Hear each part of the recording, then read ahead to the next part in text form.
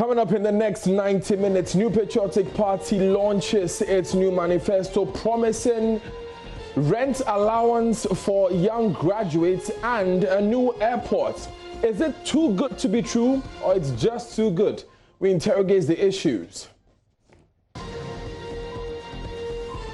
The NDC hits back as the New Patriotic Party and Dr. Mahmoud Bawumia, saying that the projects listed by the vice presidents during the results fair last week cannot be found. And the battle lines are drawn as the Convention People's Party and the All People's Congress pick their presidential candidate for the December 2020 elections. Today, we give you exclusive access to the CPP's flag bearer, Yvonne Greenstreet. All this and more here on The Pulse with me, Daniel Dazi. Welcome.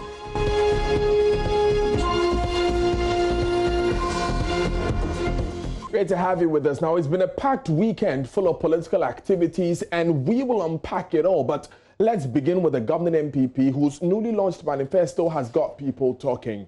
The party has in its manifesto pledged to develop the nation, but concerns are already emerging regarding the feasibility and sustainability of the projects mentioned.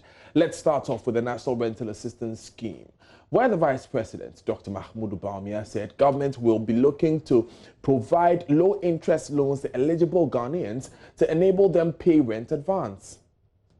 Three components of our housing policy. It is clear that there are a lot of youth who, when they finish school, just trying to rent accommodation is a big problem. And why is it? The large demands for rent allowance, sometimes up to 2 years demand. But someone who is finished school and just starting a job doesn't have those savings to pay all these huge demands for rent allowance. The landlords, on the other hand, have gotten used to asking, even though the law says 6 months, they've gotten used to asking for 2 years and insist on it because they are saying that they don't know if the tenant will run away or not, so they want to collect it up front. So there is a market failure. There's a market failure between what the tenants want and what the landlords want. And this is why government has decided to come in and bridge this market failure by setting up a national rental assistance scheme. And under this scheme, you know, if you have a job and we can deduct regularly from your income, under this scheme, the National Rent Assistance Scheme will give you a loan to pay your rent allowance. But we are paying this not to you, but to the landlord. And then we will deduct monthly as you would normally pay. So we are bridging this. You need to have a formal employment, which will allow us, or guarantee, someone who will guarantee so that you can pay. But it is very, very important that we address this, and we are going to be putting in place 100 million Ghana cedis for the National Rental Assistance Scheme and work with the private sector to crowd in more so that we can get this done and relieve a lot of people who are renting of the burden. We are also going to digitize the National Rent Control Board, and a new law which has been coming to cabinet will also pass a new Rent Control Act to become modern with our times. So we are doing the rental housing.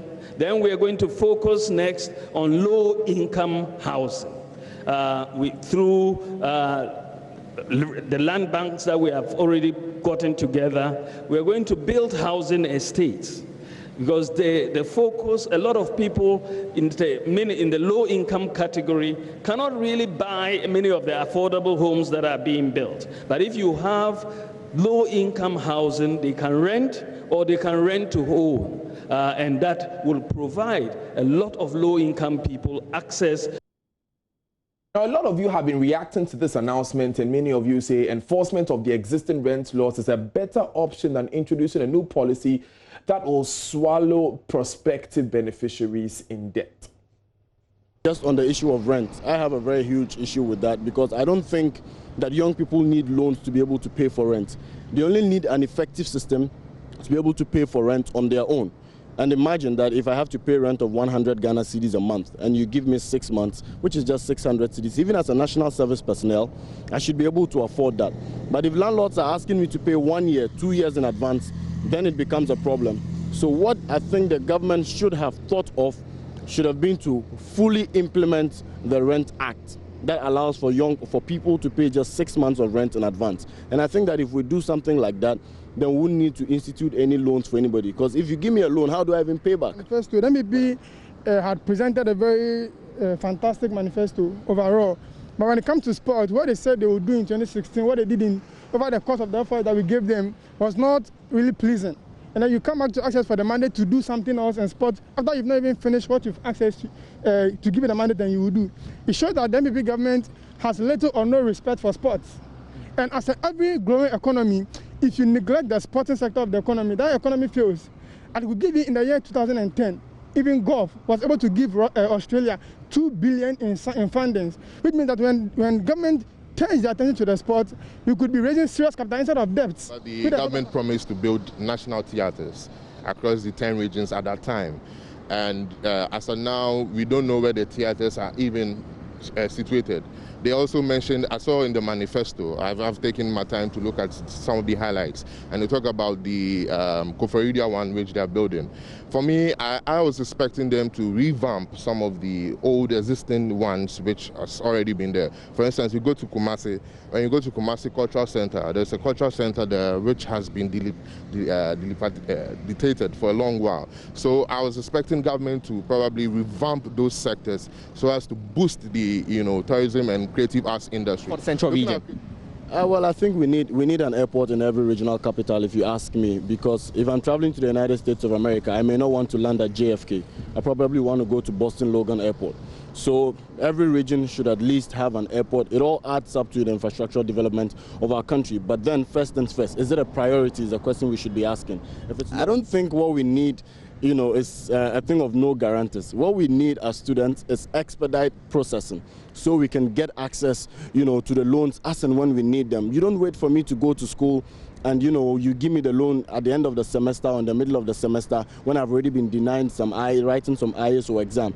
So we need expedite processing, and we would also prefer that the body responsible for this should deal directly with the schools so the students do not have to suffer. So at the end of the day, if I know that I depend on a loan to pay my fees, the school should deal, or the government should deal directly with the school and say, you know what, these are the students on our list, allow them write exam, and we will pay the monies directly to you. So now, we will be joined in the studio shortly by Emmanuel Hovek-Posu, PRO of the Rent Control Department, for some discussions on their operations. But first, let's hear from the National Tenants Union. Its General Secretary, Frederick Opoku, joins me on the phone. Mr. Opoku, what's your reaction to this provision in the NPP's manifesto? Thank you very much, my brother. I think it is brilliant. I think it is it's long overdue that sections were expected. And I think certainly the direction that the NPP government, and for that matter, the manifesto has printed, it's an excellent one that we, the Tenants Union of Ghana, are very happy with. Now, it is saying something and doing it. It's two different things altogether. But I'm pretty sure, and I think that President Akufo-Addo, as we have known him to be, he would by all means honor his word. And that would be very excellent work to do. To go into it, it is very clear that Ghanaian tenants are facing huge challenge with respect to tenancy issues. And that, I believe, we can do something about it. So we are so much happy about the announcement of the direction that NPP government has taken. But they should walk the talk. That is what we are very much interested with. Now, we know that the Rent Control Bill, which is currently on the floor of Parliament, stipulates that rent can only be charged, rent advance can only be charged for 6 months. And this would only apply to those landlords who want to charge up to 6 months rent advance. Does that not mean that many landlords who do not want to obey the law would just ignore this rental assistance fund? You see, I was happy. I think the party, MPP, was somehow clever in a sense that they actually came out to say that they really want to review the rent law. This rent law is not up to modernity. It's obsolete. It's dead. It's a cake. And for that reason, landlords are taking a leeway because of the loophole in the law. Now, Article 25, subsection 5 of the law, it will clearly that landlords are forbidden, to charge more than 6 months. What happens if they charge? Nothing, because the rent control has become a toothless bulldog. A toothless bulldog in the sense that the law is not working. They take one side of the law of certain justice, but they can't bite because they are talking about now tenancy is about free market. If you build, you can charge whatever you can. And if you connect to maybe the rent control, their hands are tied. And then expect that government should go into what you call the social housing. Social housing are housing for the poor, for the aged, and those who are old. Government has to contribute directly into building social housing. For me, I don't agree one bit with this kind of affordable housing matter. If what is affordable to you might not be affordable to me, so it is relative. Therefore, why do you say that we are talking about affordable housing? So for bills, Mahama came, we continue. What has happened? Some are languishing there. Nothing has happened. They could have converted it. Then they should use that one as an experiment in respect to what they want to do. So if you want to help, if you are bringing a pro-poor policy, it is fair and nice, excellent, to try as much as possible for the government to invest in this. Now, in the law, it has taken us almost about 40 years to have a national housing policy. It was launched in 2015. My brother, ask, why has it not been implemented so far? What is happening? So Frederick, I understand that you have some challenges with the structure of our law currently, but the question really was that, is this feasible? Would it really serve the purpose it was meant to? Because it only limits landlords who want to register with the scheme, if you read the fine print of the manifesto, and that's landlords who would agree to taking 6 months rent advance in the current scheme of things. I disagree with it entirely from that angle. This is because if you're talking about a landlord who register and for them you pay through them, there are a number of Ghanaians who wouldn't benefit from this policy. They wouldn't. They might maybe going forward, they will try to probably figure it out.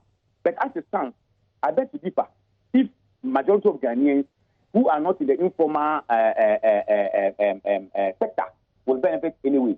Because you are paying the thing, at the end of the month, you pay or you deduct it from their money. What about those, the informal sector?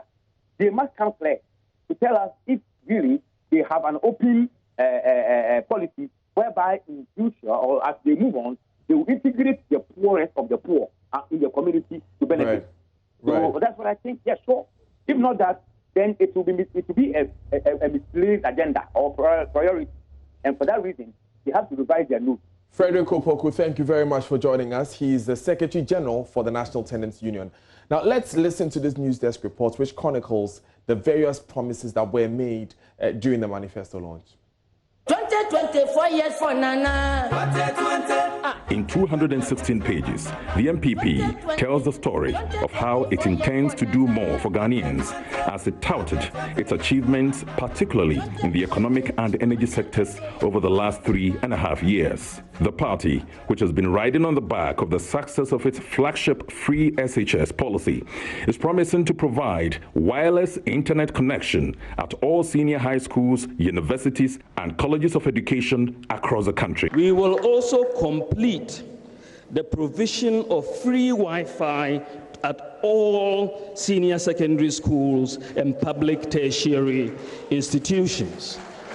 The process has started. A contract has already been awarded, and ECG is also leveraging its fiber network across the country. And even before the end of this year, we will be starting from the ECG perspective on the tertiary institutions. Major infrastructure pledges in the document include a new harbour and an airport to be built in Cape Coast. For the people of Cape Coast, I have good news for you. We are building a new harbour in Cape Coast and a new airport in Cape Coast.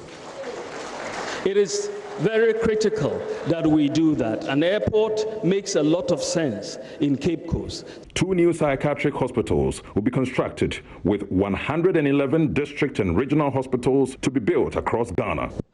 We have Agenda 111, which used to be Agenda 88. We're going to build district hospitals wherever they are none, 102 in all, 2 additional psychiatric hospitals, and 7 regional hospitals. On governance, the MPP makes a commitment to its pledge of making district chief executives elected on partisan basis. This pledge was abandoned by the government following concerns by civil society organizations. The party says it will continue to finance anti-corruption agencies to deliver on their mandate. In the housing sector, the MPP is promising to set up a national rental assistance scheme in collaboration with the private sector. If you have a job and we can deduct regularly from your income, under this scheme, the National Rent Assistance Scheme will give you a loan to pay your rent allowance. But we are paying this not to you, but to the landlord. And then we will deduct monthly as you would normally pay. The MPP is further pledging to restructure the student loan scheme. All tertiary students will now be able to get the option to obtain a student loan without the requirement of a guarantor. In the end, the governing party's message is clear. It has already achieved a lot and is now counting on Ghanaians to re-elect them to do more. You should vote for Nana, so that he will provide the leadership of service to deliver on our promises, to protect our progress, to transform Ghana for all.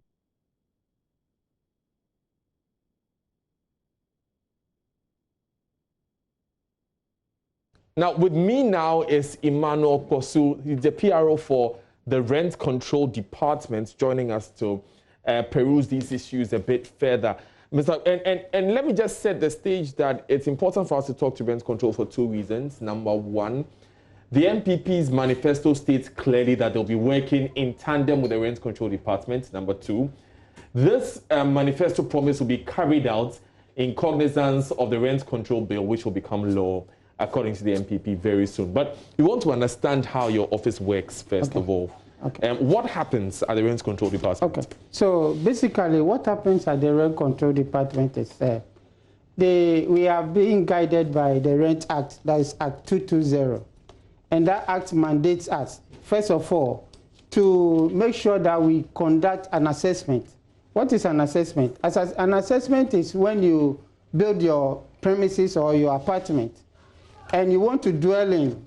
When you want to dwell in personally, no law inflicts on you. But when it comes to mind that I want to rent this apartment out, or I want to make this apartment a commercial venture, then the first point of call is to call on the Rent Control Department, where we will come and then do an assessment. We will look at the structure, the materials you've used, and then based on that, we will give you an assessment certificate, within which we will state how much you are supposed to charge, or the rent you are supposed to inflate on that apartment. Secondly, the law or the act mandates us also that if an offense is committed, then we should investigate and then make recommendation to the magistrate, where the magistrate will implement, and then where there is sanction, the magistrate will do. We also have the right to implement or maintain 2 registers. The 2 registers are the vacant premise register and then prospective tenant register. The vacant premise register is a register where landlords who have vacant premises will come to our outfit, and then we put those information into our database. And then the second aspect is where people looking for an apartment or houses will come, and then when the 2 of them synchronize, then we'll call the landlord and call the prospective tenant, then we link them together. There's another aspect where we apply or implement somebody who has absconded from any premises. What is an abscondment? An abscondment is where you rent somebody's premises, your time is due, and then you lock the door or the premises with your belongings in that apartment. The landlord has no right to force open and then throw your things away. Okay. The landlord has to come to the rent control department, make that complaint, where we follow due process, and then we get order from the court. Then the court will order us to force open. Okay. When we do force open, we list all the items there, give it to the landlord for safekeep for a certain period. If that period elapses and then the person doesn't come, then the court will order us again as to what we should do with the item. So these are some of the activities that goes on. And then the overall issue is to make sure that landlords and tenants live harmony. So we liaise, or we make sure that landlords and tenants, there is no dispute. If there is dispute, we come in between them and then reconcile. So these are some of the functions that we perform now. Now, our laws currently state, Mr. Hosu, that you cannot pay for rent advance exceeding 6 months. Exactly. And that's where the naughty points comes in, because if you're talking about landlords and tenants living in harmony, I would wish my landlord would not take more than 6 months. But in some cases, they would make those demands. So how do you enforce that law? Okay. So we are enforcing that law. First of all, the implementation of the law is a collective responsibility. I'm saying this because if party A goes for rental and then the landlord demands more than 6 months and that party keeps quiet, and then party B goes because the party feels he has so much money and go and pay, then the two of them are not helping us. The law states that the landlord has no right to even demand more than 6 months if it's a long-term tenancy. And if it's a short-term tenancy, the landlord has no right to demand more than a month. So if you go and the landlord demands it, an offense has already been committed. Okay. It's your responsibility to report it to the rent control department for us to take the necessary action. But if you go and the person demands and you keep quiet, then you start searching for various and then you still keep quiet because of victimization or any other issue, then you are not helping us. So we are just pushing. What we are currently doing, when the landlord is brought before us and we realize the person has paid more than the necessary, we first caution the landlord. Secondly, if you come again, we just process you and then send you to court. But so why caution the person when the law has already been broken? You know what we are, the sensitization have gone on severally, but within this short period, just last 2 years coming, we've done massive sensitization. Though the law is there, as you rightly said, but we are using human face in an aspect. So now we are... Is that not what is destroying the spirit of the law and enforcement of the law in Ghana? Exactly. That's why I'm saying now what we are doing, when you come in first time, we caution you. We'll make sure that you don't repeat it. But if you want to be a recent person, if you want to repeat those offenses, then that's the point we just recommend to the magistrate for the implementation or the sanction or the dissent on the law. So that's what we are doing now. So we are calling on Ghanaians, especially tenants, prospective tenants. If you go to any landlord and it demands more than 6 months, quickly run to the rent control department. We have process involved. We'll just invite the landlord, and then where the law applies, we implement it. How many housing units do you cover at the rent control office? It will be difficult to answer this. What our mandate is on private houses. Yeah. When we come to metropolitan and government properties, it's beyond our mandate. What we focus on, or what the law mandates us to do, is to focus on private commercial housing. Which is what I am curious about, because that's where the majority of Ghanaians are, you would agree? Yes. So do you know the number of units you want to cover? I'm asking this question because the mindset is that in enforcing a law like this, or in setting up something like a rental assistance scheme, you would need to have a significant section of the market involved before it's effective and people reap the benefit. So we want to know how much, what percentage would you say of the markets that you cover as rent control department? We don't have that statistics. But let me clarify this national rental house assistance scheme. This is a scheme which, when they come into effect, a board will be set. It will not be necessary. It will not necessarily be under the rent control department. So let's understand this: that when it comes into effect, a board will be set. We are there as a rent control expert to implement or to advise on the technical aspect of it. If the government feels that it's the rent control department which has to administer this scheme, fair enough. Of course, this is a political party's manifesto. Exactly. And so you can't speak to this. But I'm just reading a section of it. It says, as part of our interventions, we will implement the necessary regulatory, institutional, and operational reforms of the rent control department, including digitization of the operations, to enhance delivery and make it better able to serve the changing needs of market players, including landlords and tenants. And it says a new Rent Control Act has been drafted for review by Cabinet in this section. This is page 157 of the MPP's manifesto. So there are different ingredients here. The scheme is separate from the new amendment act that is coming. I'll let you finish. I'll let you finish. But we have been joined by a lecturer at the Kumasi Technical University, Dr. Smart Sapong, who has said that inadequate data on Ghana's housing rental scheme system is likely to hamper the implementation of the MPP's National Rental Assistance Scheme. Now, Dr. Sapong, it looks like you've been vindicated already, because I was trying to get some figures from the Rent Control Department, and unfortunately, they don't have as much data as we would have wanted to. This is really what we're talking about, wasn't it?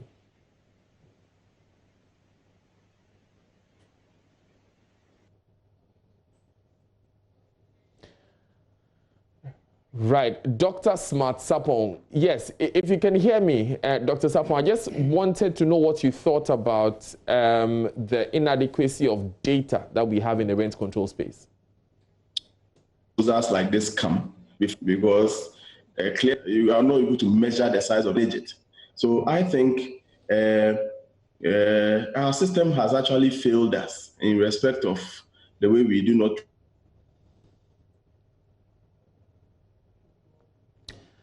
Unfortunately, we're having a few challenges with Dr. Sapong's line. Dr. Sapong, if you can hear me.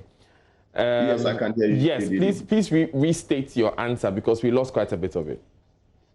Sure, sorry about that. Didi, I was referring to how we wait till the reality knocks at our door before we look around for data. Our inability to manage the existing rent laws and to ensure the absence of data. We do not actually know where our landlords are. We do not have any traceable information about them. When tenants even want to complain about some of these breach of the rent laws, they are nowhere to be found. The agents usually do stand in for landlords. The trace is not there, David, and in my, Daniel. And in my view, that is where the crux of the matter is. I want to see if we really mean to implement this plan. Amidst all the challenges that the landlords, citizens, and the interesting views that the general public have expressed about it, our concentration on that essential item called data.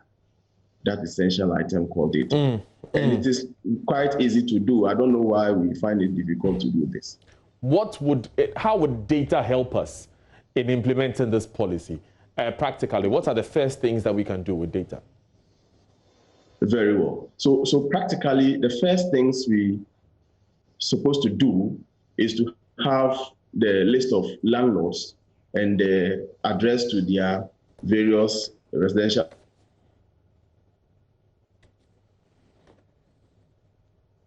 purposes, or it was other use that has been converted to residential, then it is even an initial breach, because this conversion should be with the permit of the rent control or the planners.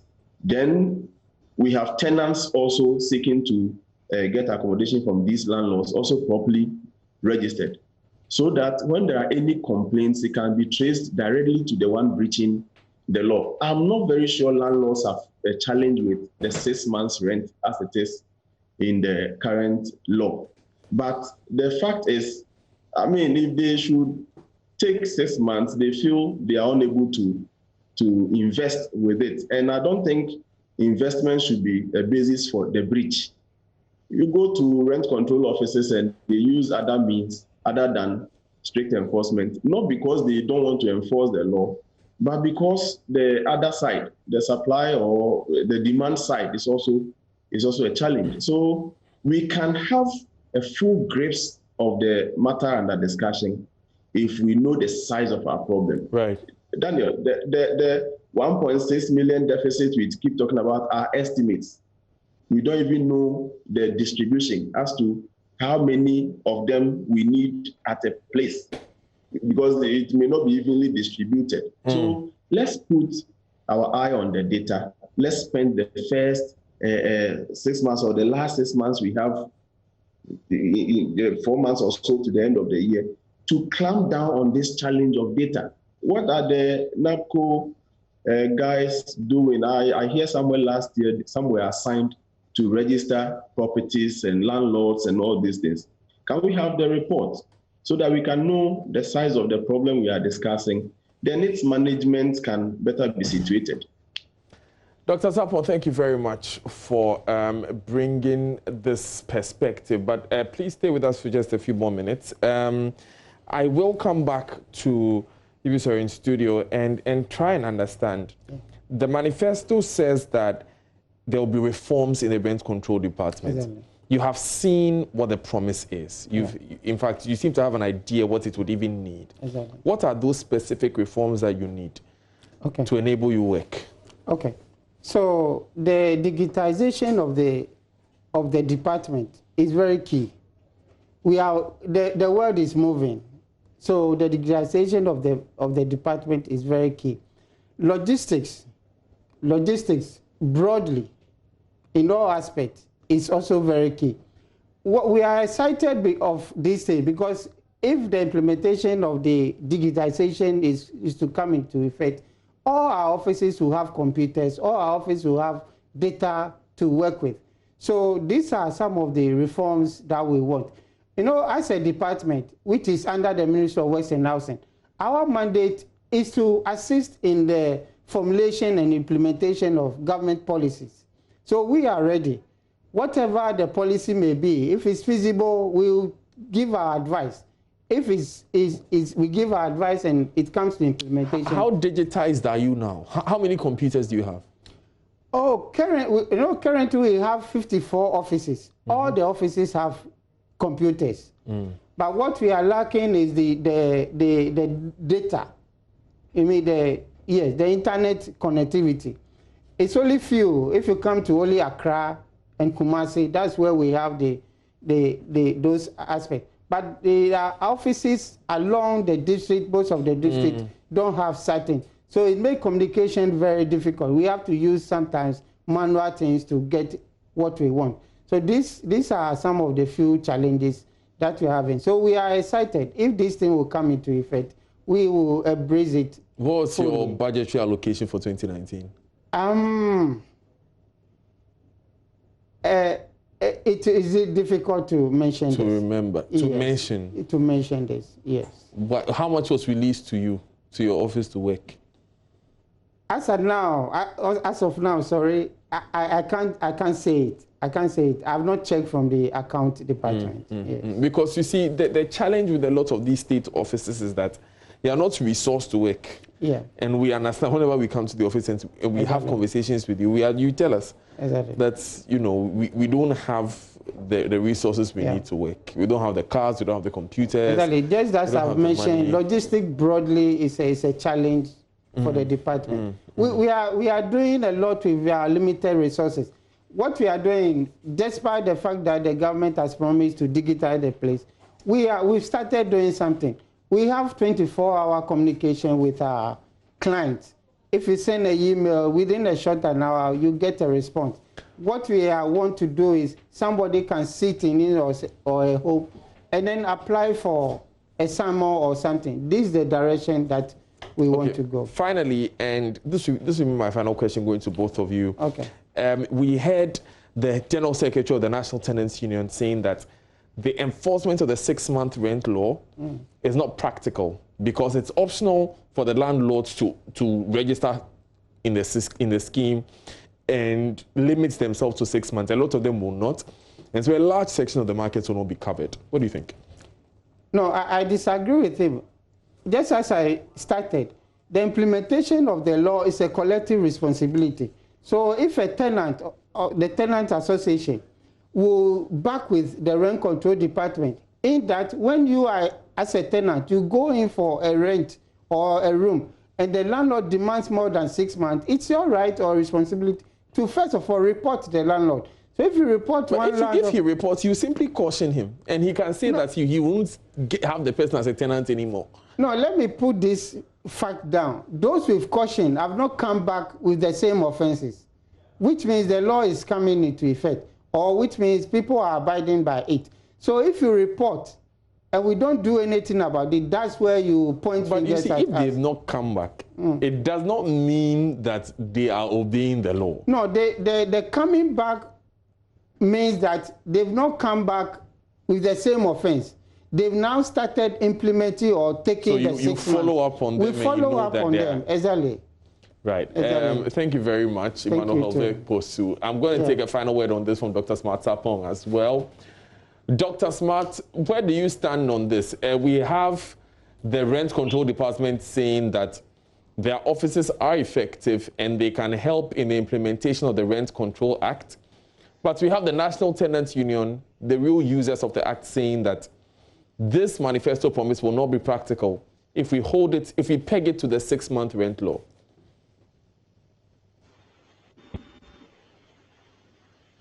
So, Dr. Sapong, where do you stand on this? Yes. Yeah, Didi, thank you so much. Didi, my view is that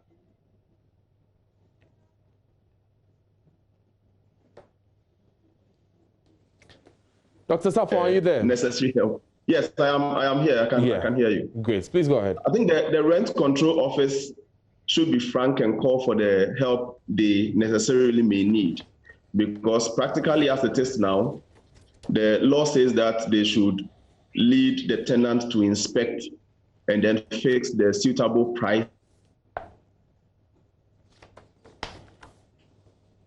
They don't have adequate staff, and tenants are unable to benefit from their inspection and the fixing of the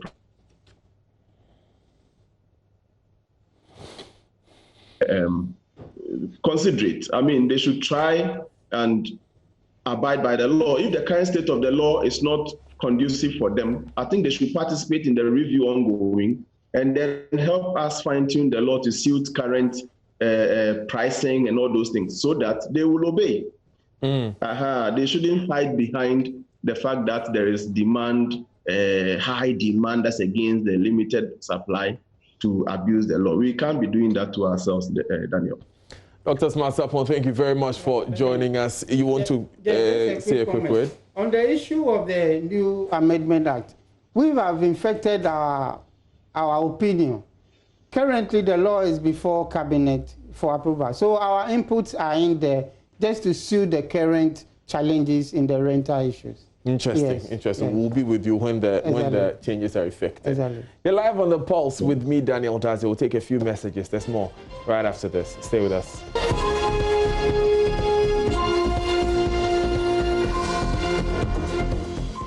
You're live on The Pulse here on your JoyNews channel. Now, the outbreak of the COVID-19 pandemic has posed a major disruption to economic activities across the world. Beyond the drop in commodity prices and external demand, workplace closures and travel bans has impacted on the national economy. This has changed a lot of this and certainly will affect national development. The National Development Planning Commission, NDPC, will be hosting its 12th National Development Forum on Wednesday. So how is the NDPC preparing to work out the impact on future work environment, its implications for the public and private sector, and the kinds of human capital investment and organizational work culture that will greatly advance productivity as the workplace to ensure national development? I'm in studio with Dr. Kojo Esiem Mensah Abrampa, Director General of the NDPC. Dr. Mensah Abrampa, good afternoon. Welcome to the Pulse. Thank you very much. It's a pleasure. So, the 12th National Development Forum. Yes. First of all, what's the National Development Forum all about? Well, the National Development Forum is an innovation which was started by the 10 of this commission. Immediately they were appointed by the president. They thought that it is not just sitting at the drawing table and then working with your computer and other things, which is planning. But planning is really an interface with the citizens, interface with the stakeholders. And therefore, they came out with this idea of establishing a monthly dialogue, which will come out with topical issues that would bring it to the national platform for discussion. And they started it with looking at the future of Ghana, Ghana at 100. What do we perceive? What do we think is our perspective and idea of a Ghana at that time? And the whole discussion started around that. And then it went to the respective sectors related to infrastructure, our attitude and behavior, looking at the issue of land, which is very, very crucial when it comes to development. And then we went into issues related to ICT and innovation. And then we came to health, which will look at preventive health and all those things. At that time, nobody thought COVID was coming, but you'll be surprised 2 months after that discussion on how we could improve our diet, how we could improve our physical exercise and all those things. 2 months after came COVID. And then when we talked about using ICT to improve an efficiency in our workplace and all those things, a month after then COVID. So you realize that some of these things were very, very crucial for bringing us to the point where we're getting ourselves prepared for some of these unexpected eventualities and even in our own life. So this is crucial. And since that time, there was a break because of COVID. So last month, we revived it with another discussion on the economy, the effect on the economy. We had the opportunity to have a real discussion led by Dr. Ansu, who is the commissioner, and also part of those who drew the recovery plan, the Overtamper plan to bring us to the CARES program. Exactly, the CARES program. Oh, okay. So we had a thorough discussion on that. Unfortunately, we had more discussions and interventions from Ghanaians outside, zooming in and having a discussion more than those of us around because we wanted to control the numbers. But we think that we should also give a rebirth to this whole dialogue at this time to get more people to be involved in the development discussion, the dialogue, so that when it gets to the table, it's already influenced. And there's already an infusion of ordinary Ghanaians into the discussion, not just a technical dialogue. Because planning, in a sense, is a political, technical dialogue. Okay. So we can lose that part of it, which is also political. It's very important. It's very important the way you put it. Now, like you said, your first post-COVID dialogue was on the economy, focused on the economy. Exactly. And I get the sense that this time around you're looking at the world of work specifically. Exactly. Why is that important? Work is very important because NDPC has been working since March on the issues around COVID and its effect on various sectors. And one exciting one is on work. Even at our place, I realized that we still have just about a third of us physically there working. The rest, the 2/3, are at home. We used to have about 3 people in an office. Now it's a single person in an office. And we also realized that there is a change in the dynamics of work. At first, the focus was on the presence. You come, you mark a register, you take it, everybody takes it. Oh, you were there. The focus wasn't on the output. What's your contribution to attaining the objective and the general delivery of the organization? We realized that the positive side of COVID is that now it's shifted because people work from home. People work at different places. So a friend of mine puts it like this: working has become like banking. It's no more a place you go, it's a thing you do. Exactly. And you are marked according to what you output, what you bring. Now the challenge with Ghana has been our technological backbone, because it's become more and more necessary for people to be interconnected wherever they are to enable this new form of work. How do we fit in the global space with the kind of limitations we have? This is very important. We did not even anticipate the situation where we were at that time until COVID came. Then we realized that we want to go and use internet. We want to use a website. We want to use all sort of communication to cut down. And then we realized that we're lacking in some of these technology. Although the base is there, has been facilitated over the years with the fiber optics and all these things. In terms of connecting to it and making it useful for citizens, that was where the challenge is. But within a space of just within 4 months, there's been a huge improvement. I take my organization, for instance. We needed to immediately reinvest in the IT systems, reinvest in getting all these things, making sure that people at home could connect and then bring whatever they've done to link up to the center. And that was very important. We need to rely on sometimes on modem and how we can do all these connections. We had to organize international meetings using these technologies. And so we needed to beef up what we had.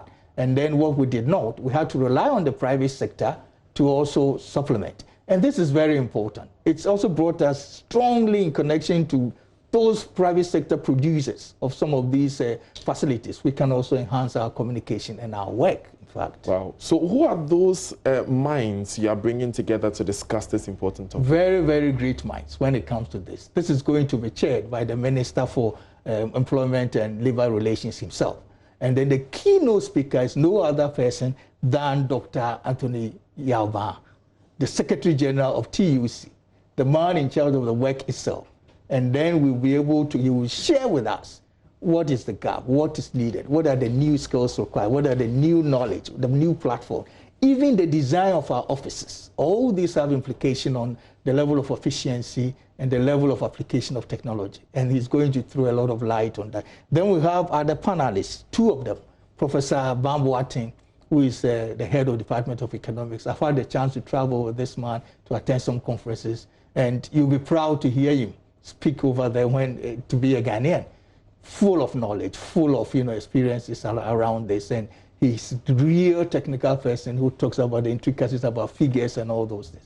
And we'll listen to him and see how we can apply that. The third speaker is Dr. Mrs. Ellen Hagan, and this is of the private sector, and he's the CEO of Lane Services Limited in Accra. And this is a figure which everybody knows. Yeah, Dr. Hagan, the HR expert. Exactly, exactly. Yeah, so we're bringing all these people together and to bring about, you see where people, the workplace, and then the work facilities and the logistics come to play and what they can bring about. Now, we can't have this conversation without recognizing the fact that even though you are a planning commission, Ghana has been criticized about talking and not doing.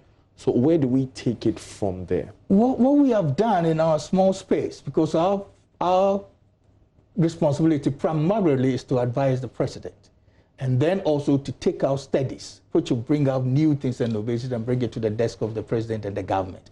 And then eventually also planning to ensure there is a balanced development of the ground.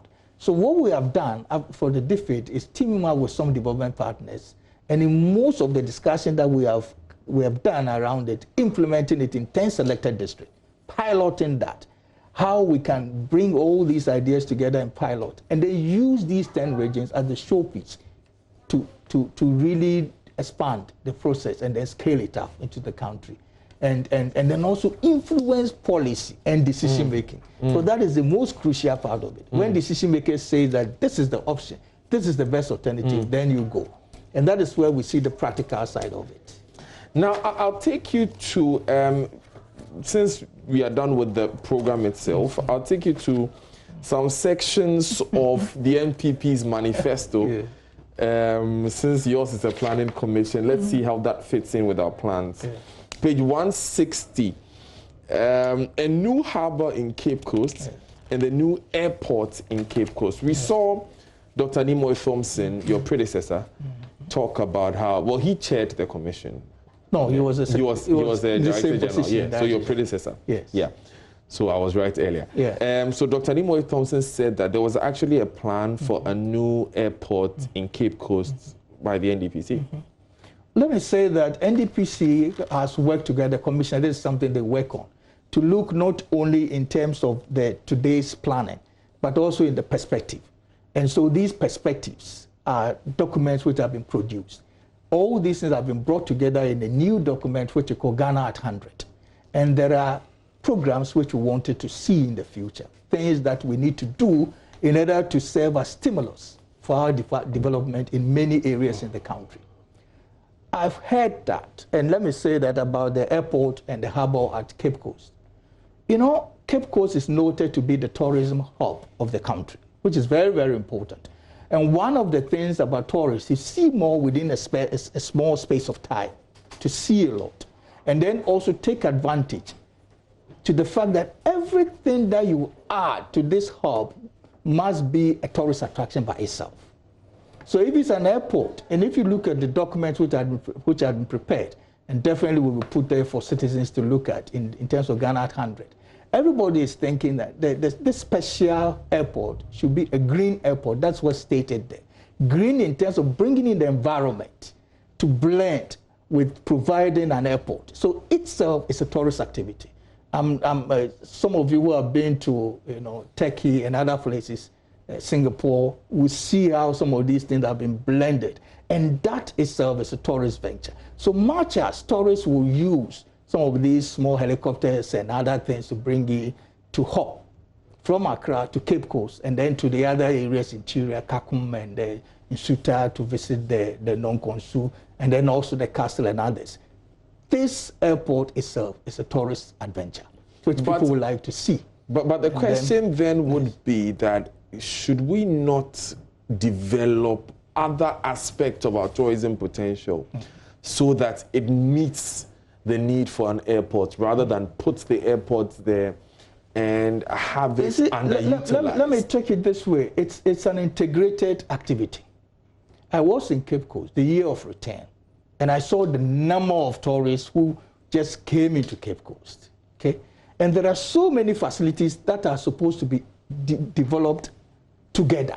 It is not just airport at one time, then you go and look at some of these tourist activities. No, the whole network of tourist activities are being developed, and that is key to the center of this. It's unfortunate some of them have been obstructed because of the COVID, but there are so many ideas which are coming up to the extent that there's even an activity by the Central Regional Development Commission acquiring a land to develop what we call an industrial hub around Winneba and the other places there. And then also developing a tourist hub, a tourist triangle, the Nonkonsu, the Kakum, and the Castle, to be able to link it with the fastest link, such that you don't spend even 20 minutes or 30 minutes to move to these areas.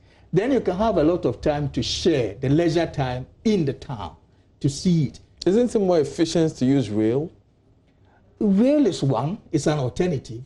It's more efficient, isn't it? When you talk about transportation efficiency, you need numbers. You need to work through all that. And these are things that we consider. Because rail has because it is not as expensive as air by air, a lot more people can patronize it, and so it will have a multi-dimensional use. It's not just the rail. Not just for tourism. It's not just the rail, but you make something which is itself a tourism.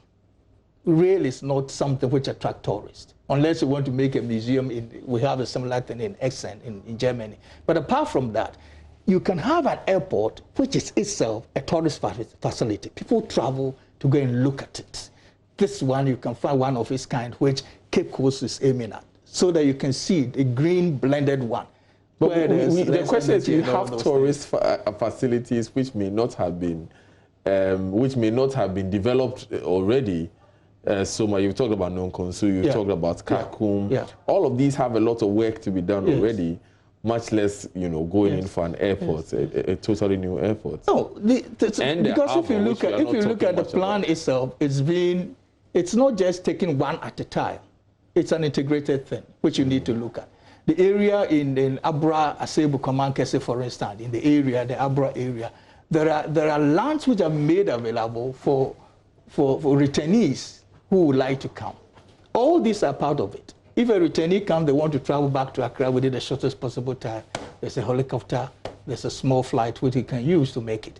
Again, it also produces and it turns the economy around. It's a stimulant. If you have some of these tourist facilities invested in without the fastest link, then it becomes a problem. Kakun, for instance, is an area where a lot of people visit. And people would like to get from Accra to the place within the shortest possible time so that they could visit more places. And that is one thing about tourism. The more places that people could visit within the shortest possible time, they like that. So that they can use the rest of the evening or so to relax. And Cape Coast, there are a lot of things going on. A canoe trip is being organized as part of that between Cape Coast Castle and Elmina Castle. And along the sea, you know, people will be telling you stories about the heritage and all these things about slave trade. So it's a whole integrated thing. There's a thinking, there's also a plan which is moving along the lagoon, which passes just joins the sea just before St. Augustine's. So that to be used as a water tourism. All these are part of the package. So it's picking just one distorts the whole package. But so isn't this distorting this? Because that's what it is here, that the New Patriotic Party's manifesto picks the airport and the harbour and just moves if you look at that is the manifesto, it's adding on. If you look at the medium-term development plan, a lot of these things I'm talking about, tourism, is already captured in the tourist activity. They've already secured, for some of them, funds have been secured by the Ministry of Tourism and Creative Arts, and they are working on that. So the manifesto is just bringing up a new idea, adding to what we have already established at the base. And that is it. Dr. Hesiama Abrampa, thank you very much for joining us. Pleasure. This afternoon. You're live on The Pulse with me, Daniel Dazen, the Director of Advocacy and Policy Engagement at the Ghana Center for Democratic Development. CDD Ghana says the country is not equipped with a well-designed verification system that tracks projects carried out by government. Speaking on Newsfile, Dr. Kojo Pumpuni Asante said the data needed by independent institutions to verify these projects is not readily available, and as such relies on the reports of people to ascertain what has been done. The second thing I would say is that there are obviously other considerations that have to come into the debate, which then can help us make a distinction as to whether somebody has performed better than the other. One, of course, is value for money, and I've heard some of the discussion. The limitation to some of that discussion is that we all don't have the same data to be able to assess whether there's value for money for this project. You might not have the scope of any particular project. It's a very technical issue. There's no sort of readily reduced data that you can assess. There are issues about how quickly have I deliver a project, because if you can do it in 10 months, I can do it in 8 months. It means that I've done better than you, or I have done it with better quality than you have. If you take roads, for instance, that is the biggest challenge, the quality of the road. So you can lay a lot of, year of roads, do a lot of roads with bitumen and other, and then a few months after we have, roads that fold, like you're folding graphic or some paper or something like that. So this is, I think that for me, these are the things that I want to be looking at when we are having this kind of debate. All right.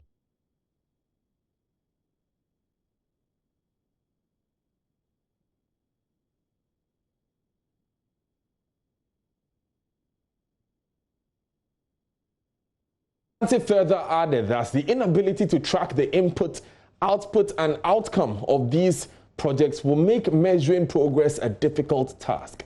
His suggestion comes at the back of the ongoing debate between the New Patriotic Party, NPP, and the National Democratic Congress, NDC, on which of them have undertaken the most infrastructural projects during their term of office. You go to the dictionary and you Google infrastructure, and you get the meaning of infrastructure. It is basically organizational structures and facilities that is supposed to aid a certain organization or society to make society work or function in a certain way. So infrastructure is basically a means to an end. And so far, I get a sense that we are very much talking about the means and very little about the ends, because ultimately, whatever any of the parties have done, it is to facilitate a certain outcome. Even in Dr. Bawumia's presentation, when he was talking about dams, for instance, he mentions the fact that these small air dams are supposed to facilitate year-round irrigation. Right. And that is supposed to promote a certain type of yield for the farmers, ensure that you are reducing poverty, and so on and so forth. I would want to hear more of the discussion about how that, how can we measure that? Because that is what then we are going to judge as the progress. That is the benefit that it comes directly to the citizen. So that the citizen can say that, since the government came, I have improved my yield, I'm gaining more income, and therefore I am well off. If the citizen is only able to say that there's a dam in my area, it has no benefit unless the connection is made. So I want to hear a lot more talk about the outcome. There are snippets of it I've heard in some of the discussion, but let's look at that more closely, because that's how we're going to track progress from regime to regime. Yeah, right. Now, JoyNews has been doing some checks on various projects as announced by the Vice President, Dr. Mahmoud Bawumia, days ago in that town hall meeting. We take you to the Oti region, where JoyNews can confirm the existence of a number of ongoing road projects, among others. However, a number of the roads captured as reshaped and completed are in bad shape. We take you to the Jasikan district, where correspondent Peter Senu has been doing checks and interacting with the residents. This is the old Nsuta road from KJB. It is one of the roads captured as reshaped and completed in the project tracker by government, but it is in a bad state. Frequent road users do not recall the last time any work was done on the road. This road has been like this for the past 2 years, and there was nothing that was done on it. So as you yourself, you can see, if they say they've rehabilitated it, then I don't think it is true. The road is not good. For this small portion, instead of me to use about 1 minute to reinsert, I can use about 10 minutes, because the road is not good. It's not good. Nothing shows on this road that they've done anything. It's just a normal road for us to be using. So how long have you been using this road? All right, me, I'm right from KJB. But this, I've been using here quite a time now. So for between last 2017 and now, nothing has happened? Nothing is done on this road. Nothing is done. If they say the main road, fine. The main road full of dust. Nothing. However, the assembly member for Nsuta Bwem, Basaye Matthias, tells JoyNews some work was done on the road about 2 years ago when the DC for Jasikan district, Lawrence Azianle, came into office. Every year, this road is always put into use. But unfortunately, as I said earlier on, the gutters are not deep. So when it rains, it sweeps off from the top to River Kwesu. So you can see it yourself. He's advocating for a permanent solution to the bad state of roads in the area, which he says is affecting economic lives. They have to put chip-ins. These are feeder roads, but when they do it once and for all, I think it will help us. Because this road, believe me to be, let them bring the bulldozers here and then do something about it. In the next few rains, it will wash all. In the previous government, that is what we said. Some of us stood firm and said that this road there should be put a permanent solution to it, that is putting chip-ins on it. So why can't we do that now? And I am calling on individuals, the government agencies, to come to the aid of Nsuta, because this road, as you can see, while this one is taken off, currently most people don't know that we have a town like this. The government or the individuals who can come to our aid and put this road into use, I think the people of Nsuta and KJB, that will boost the economic activities, will be very grateful to that. Another road in the Jasikan district captured in the delivery tracker to have been reshaped and completed is the Atonko-Guaman road. It is also in a bad shape. This woman, who declined to mention her name, said nothing has been done on the road in very recent past years. I feel no more one say I had main road no. I feel no more here. But the road has not been constructed. For the main road, yes. There is work ongoing. Sir? She rather urged us to move and see for ourselves. It is indeed in a bad shape.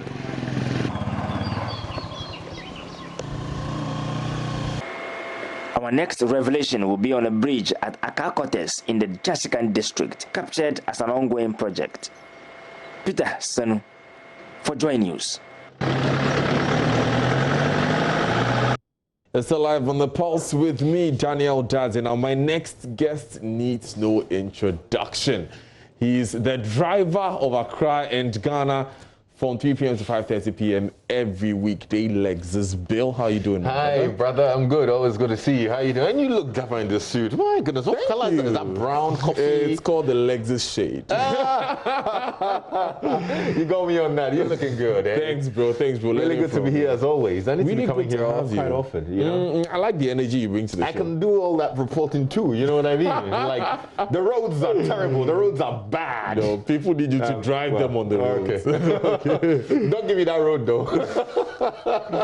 So speaking of driving, where are we going this week? Well, as always, you know, our drive is the most entertaining show, very relaxing. We know people have had a long day and they would want something easy and something light to listen to. So once you tune into Joy 99.7 FM, you are assured of real quality entertainment. So good tunes, great combos, Monday's motivational, Monday edition. And today, for example, we've got a very interesting conversation. I chanced on some WhatsApp messages between a couple, and I think it makes for a great conversation. So at 4:30 today, just tune into Joy FM and you'd get a bit of that. On Tuesdays, like we always do, we have our verses. And tomorrow, we're bringing you a musical showdown between two of Ghana's greatest musicians, hip life musicians.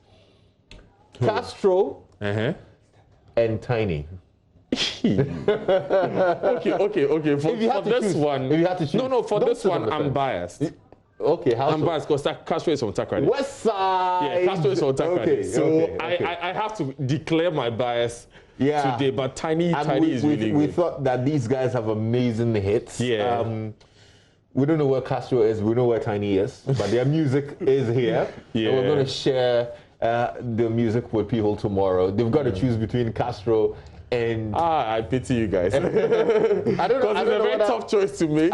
It is tough, but it's just I just copped out by using my regional affiliation. No, well, that works. That works. We're actually having a conversation and realize that some people would also swing to Castro because maybe a little bit of empathy or sympathy might work for them. But you never know. It's really the power of music, and that's what we share on Drive Time on Joy. That's a very interesting conversation that we're going to have as well. And I'm going to start off with you. Which definition, and when I say definition, it could be anything. You know, when you're in school, define this, define that. Which definition has stuck with you till now? I can start for you. Mine is energy. Energy is the ability to do work. I think photosynthesis. What is it? Photosynthesis is a process whereby plants make their food. That's all I did. If you say it like this, you're getting 2 That's all I did. They use chlorophyll. And then they use something. They use something else. No. The chlorophyll picks sunlight. The chlorophyll picks sunlight from the atmosphere. Oh my goodness, Miss Donko, I'm sorry. No, but it is. So what's matter? Do you remember matter? Is it matter or matter? It's antimatter. Okay, I'll give you a very simple one. Force is a push or pull of an object. See how you're remembering all these definitions all of a sudden. You know, back in the day, we had to memorize these definitions.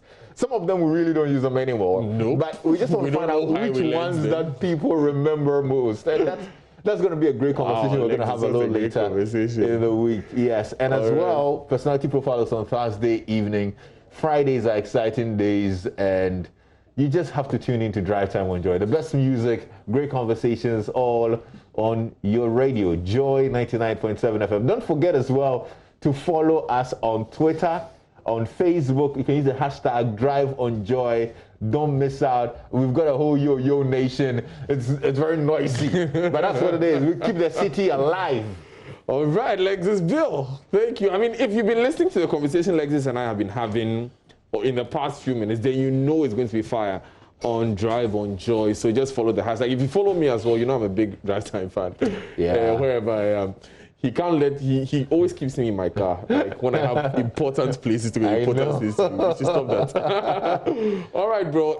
So thanks so much for coming. Sure. You're still live on The Pulse, and this is your election headquarters. This is your election headquarters, and days after Vice President Dr. Mahama Bawumia's presentation on achievements by government, especially in the area of infrastructure, the debate is far from over. Today, the NDC at a news conference had been outlining what it claims are total falsehoods contained in the Vice President's delivery and contents in the newly launched delivery tracker by government. Listen to the communications officer of the NDC, Sammy Gyamfi. Friends from the media, the claim by Dr. Bawumia that the Kwame Nkrumah interchange cost $260 million is a barefaced lie. What Dr. Bawumia did was that he added the cost of two separate and distinct projects, Kwame Nkrumah interchange and the Ring Road flyover, and created the impression as though that was the cost of just one project. Let me repeat this for emphasis. What Dr. Bawumia did was that he added the cost of two separate and distinct projects, the Kwame Nkrumah interchange and the Ring Road flyover, and created the impression as though that was the cost of just one project, the Kwame Nkrumah interchange. He then proceeded to engage in a pedestrian comparison of the the cost of projects which has different scope of works and specifications. This mischief, ladies and gentlemen, which was peddled by no less a person than the Vice President of the Republic of Ghana, is shameful and reprehensible, to say the least. For the records, the cost of the Kwame Nkrumah interchange project, as approved by Parliament and expended by the contractor, is 74.8 million euros, equivalent to $90 million at the time. This fact is contained in the Parliamentary Hansard of 16th August 2012, when the transaction was approved by the 5th Parliament of Ghana with the full participation and approval of the then NPP minority. Let me repeat this point again. For the records, ladies and gentlemen, the cost of the Kwame Nkrumah interchange, as approved by Parliament and expended by the contractor, is 74.8 million euros and not $260 million, as was claimed by Dr. Bawumia.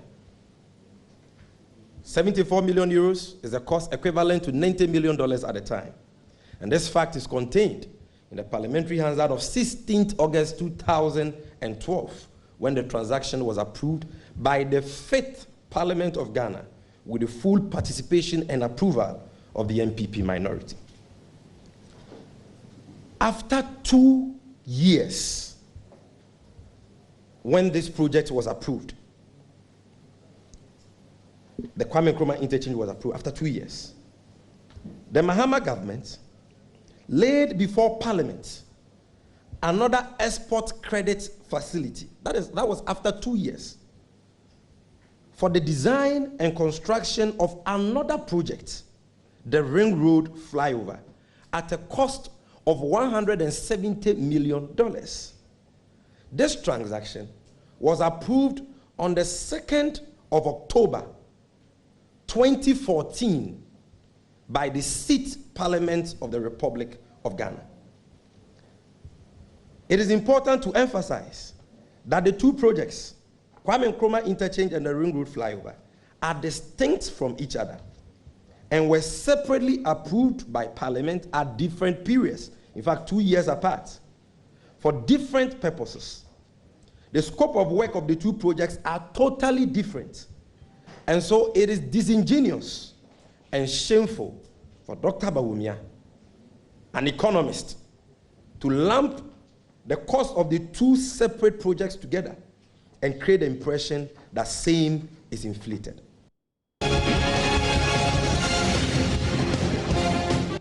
Still live on your election headquarters, and the NDC also listed a number of projects they term as either ghost projects or stolen from them.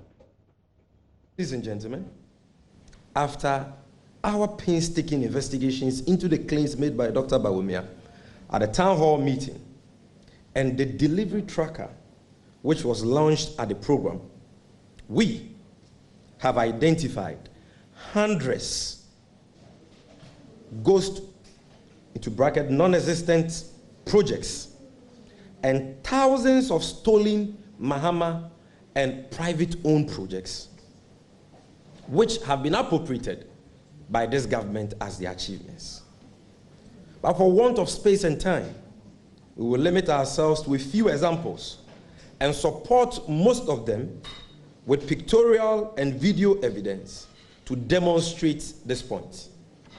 So we will humbly appeal to the cameramen to capture the pictorial and video evidence we are about to show. Ghost project number 1. Bawumia's claim at page 41 of his speech that this government is constructing 13,000 units at 2nd D in Tuma Estate, which is about 70% complete, is a figment of his own imagination, as same does not exist anywhere in the 2nd D metropolis. And we, at page 41 of his speech, that this government is constructing, this time around not 13, but 500,000 units at Sefrioso, which is 20% complete, is yet another palpable falsehood, as no such project exists in Sefrioso. Ladies and gentlemen, ghost project number 3. They claim at page 40 of Bawumia's speech that this government is constructing 120 affordable housing units in the Talensi district of the Upper East region, which is 20% complete, is yet another lie, as no such project exists. So let us see the video of that project. Ghost project number 4. Dr. Bawumia's claim that Dromankese, a town in the Nkranza area in the Bunu East region, town roads, have been tiled, is another ghost project. This claim can be found on their so-called delivery tracker, which they launched last week, Tuesday. And this is a big on government's delivery tracker that they have rehabilitated the and let them not make the mistake of pulling down these projects, because we have all the screenshots there, saved. And so they cannot dispute any of the claims we are making here. We've gone through the delivery tracker. Because of time, we cannot show you all the screenshots. But should they try to pull a fast one on us by pulling these projects down, the screenshots we have will expose them. Now, still on the NDC, its flag bearer, John Dramani Mahama, has ended his tour of the Volta and Oti regions with a call on voters there to reject the governing NPP at the polls this December. According to the former president, the huge sums of money borrowed by the current government does not reflect the level of development and realities on the ground. He added that a vote for the NPP in the December polls would jeopardize the future of the younger generation. John Mahama's tour of the Oti region took him first to Nkunya Hinkro and in Tumda, where he interacted with the chiefs and people of the area with one promise, thus ending the decades-old conflict between the people of Nkunya and Alavanyo.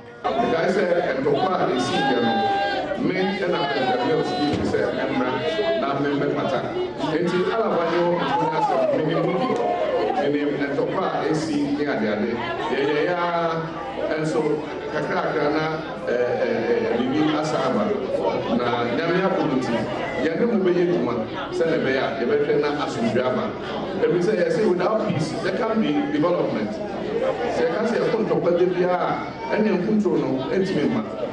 John Mahama also agreed to the request made by the paramount chief of Nkunya Wuropong traditional area, Nana Asikwa, to upgrade their health center to the status of a polyclinic. At this time, when you come to power, remember that our healthcare, especially I said that point, that Wuropong health center should be turned to a polyclinic or hospital. I have assured that when I come, we'll continue the ones that have been abandoned. And we will also build new ones in areas that are underserved. And I know that Biakoye is one of the districts that is underserved when it comes to health facilities. At Rara, John Mahama said he would revamp the rice mill in the area, which belonged to Papa Kwesi Indum. He blamed the MPP for supervising it to collapse.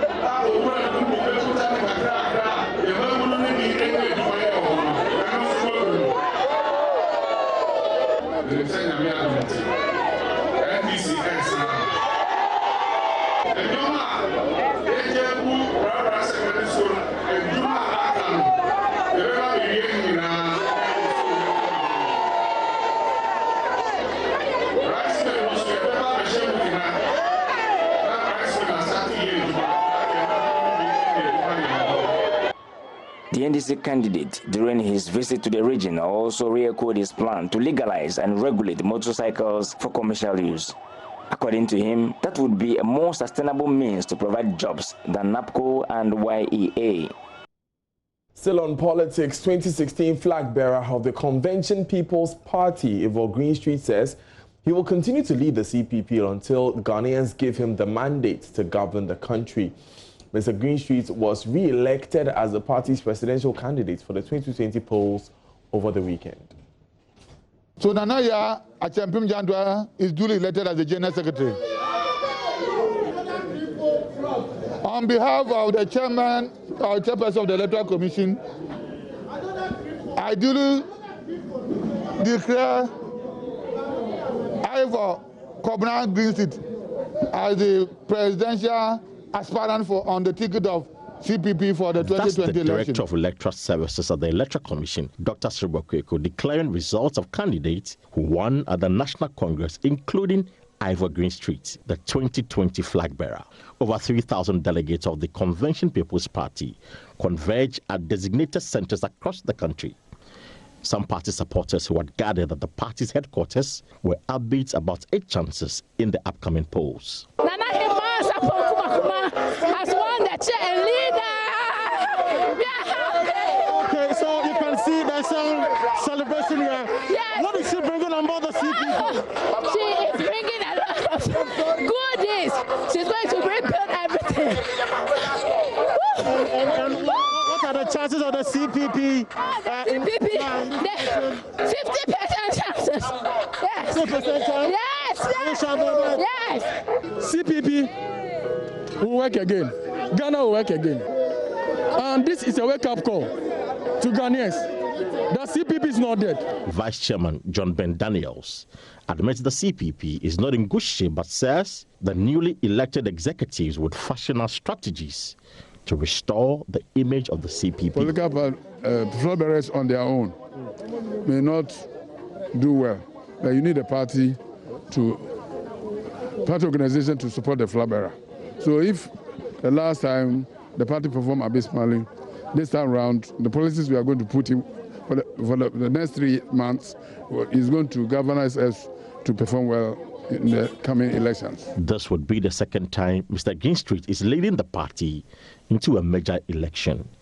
He tells JoyNews that he will continue to contest until the people of Ghana gives him the mandate to govern. We have been organizing quietly since 2017. 2017, 2018, 2019, we were doing deep, very serious reorganization of the grassroots at the polling station level, at the constituency level, and at the regional level. So all these things put together made me very confident that with this election, I would become the candidate. The only problem is obviously it delayed due to the corona crisis and also some internal issues we had with court and some other delays which delayed us. And so therefore we had a lot of work to do over the next 3 months, is not even 4 months. We're almost at the end of August. And we have September, October, November, and this 1 week at the beginning of December. So it's going to be hard work. But I believe that His Excellency Nana Addo Dankwa Akufo-Addo tried in 2008, failed, tried in 2012, failed, and it was in 2016 that he was able to succeed, third time lucky. And I believe that Professor John Evans Atta Mills, may he rest in peace, also tried a number of occasions. So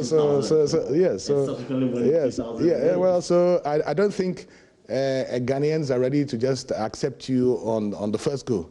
They want to listen to you, they want to hear you, they want to follow you, they want to understand you, and they want to develop a degree of confidence in you.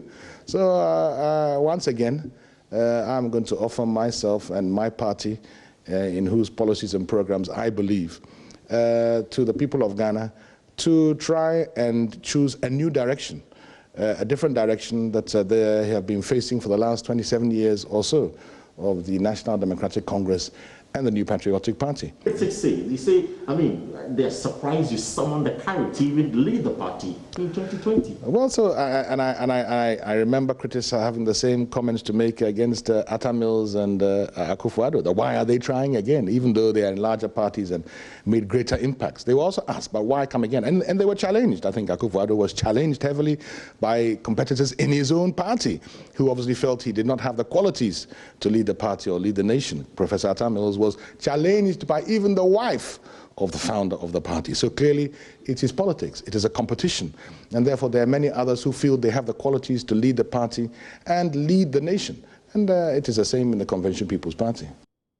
Yeah, so live on The Pulse with me, Daniel Dad. Residents of Awoshie NIC are calling on governments to fix deplorable roads in the area.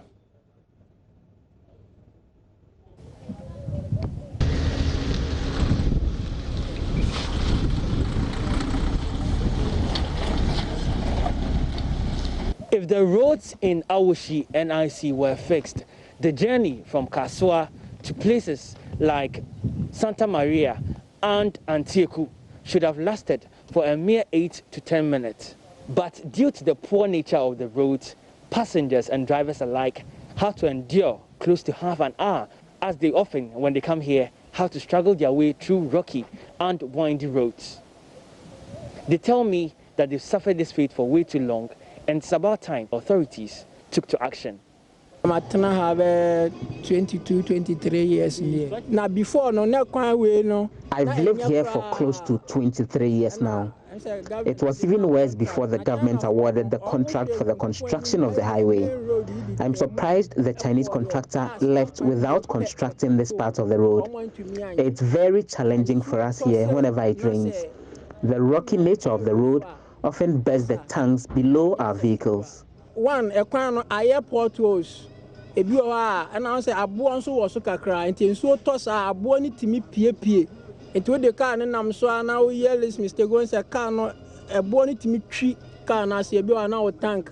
Up I now fuel and now oil, not a munagu. Stop her, unto me, Faka and Faho. And I stop, unto me. You can't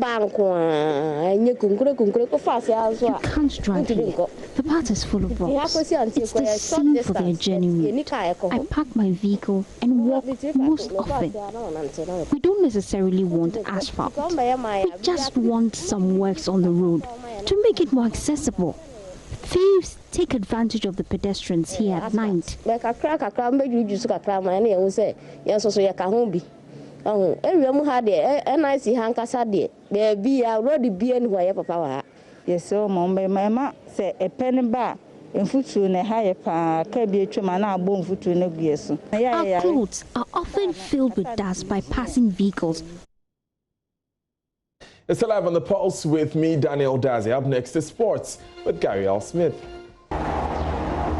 Thank you for staying with us on the Sports on Pulse. I'm Gary L. Smith, and we are just under a day after Bayern Munich made sure to beat PSG in the final of the UEFA Champions League, making it a treble for themselves in the process. There's a lot of analysis going on as to how this win will benefit themselves and Germany as a whole. Let's get the analysis from our own correspondent there, Kres Harrington. For a handful of players, for Alaba, Boateng, Müller, Neuer, and Javi Martinez is extra special because they were on that 2013 squad that won the Champions League, as well as for Kingsley Coman. Kingsley Coman formerly played at PSG and Juventus. He's won the league title every single season he's played professional football, which is incredible. And to cap it off with the man of the match performance is extra special, of course, winning the Champions League title in the process. Now he has 20 major trophies. Now, Bayern as a team, they just won their 6th Champions League title in a season that their coach was fired back in November. Then assistant Hansi Flick was considered only a Band-Aid. Well, he showed that he's the solution with the winning streak that's branded his name into the history books by winning the treble. He's the man. It's plain and simple. Bayern rebuilt into somewhat of a hybrid this season. It's great not only for them, but also for the Bundesliga, having 2 teams in the semis. More fans undoubtedly will start tuning into the Bundesliga for sure. The one thing that does leave a sour taste in one's mouth is the fact that fans were not present. And I'll add this. They were celebrating in the locker room after the celebration with a song from the ex-boyfriend of the current girlfriend of Neymar, Malouda. The Bayern fans were celebrating to this song because Neymar and his teammates were doing something similar a few days back. So just pouring salt in the wounds from Bayern. Kres Harrington with that update on what it means for them. And can you blame them? Now, let's get our own in-house Oriku Ampofo to try and make some sense of where PSG go after this. Rax, where do PSG go after this? I think generally when you play in a final, it's either 2 things. Either you win or you lose. But if you do lose, you do have 2 options as well. And that's losing in a way that you can pick some confidence from and be able to see the positives that you reach a final. And you could lose and also, fall down from there. For the first instance, there's a Liverpool example who lost against Real Madrid, and then they came back 365 days later to appear in the final and win it against Tottenham Hotspur. And for the second option, you have a Tottenham Hotspur who appeared in the final and then just got lost after, ended up, losing their coach, and things just went downhill from here. I think that judging from the results and how PSG did play, they might be on the tangent of Real Madrid. They played well. I think on the day they just failed to take their chances against a very efficient Bayern Munich team. And there is room for them to look at the positives and actually look ahead. But the big step for them would be to keep their key players and maybe beef up their squad. I think that they still need some depth. Bringing on the likes of Choupo-Moting in the Champions League final that doesn't really show your muscle when your opponent is bringing on the likes of, Coutinho and Perisic. So maybe if they're able to stick with Tuchel and, keeping this same squad and adding a few other names, they could, maintain this, especially because most teams across Europe are going to go through a rebuilding phase this summer. Nice one. Thank you very much for that. Quite succinct. We'll come and do some more analysis later. So the view from Germany and the view from here on PSG. Where do they go next? You can't be sure that Nasser El-Khelaifi and the rest of the PSG bosses or even pump more belief into the team. Thank you for your time. I'm Gary L. Smith, and that's the sport. To end the news,